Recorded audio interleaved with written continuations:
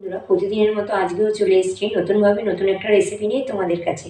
আজকে ডিমের মামলেটের ঝোল রান্না করে তোমাদের দেখাবো। পুরো রেসিপিটা শুরু থেকে শেষ পর্যন্ত দেখতে থেকো, আমার পাশে থেকো, আমাকে সহযোগিতা করো। তাহলে চলো দেখে নাও আজকের রেসিপিটা। ফ্রেন্ড দেখো, ডিমের মামলেট করার জন্য আমি কড়াইতে সামান্য পরিমাণ তেল অ্যাড করে দিলাম।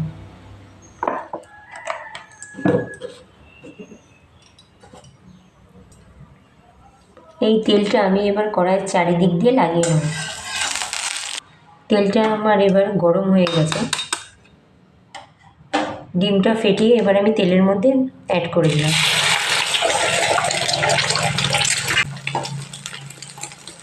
সামান্য একটু লবণ দিলাম ডিমের মধ্যে। এবার ডিমটাকে আমি ভালো করে চারিদিক দিয়ে ছড়িয়ে নেড়ে দিচ্ছি।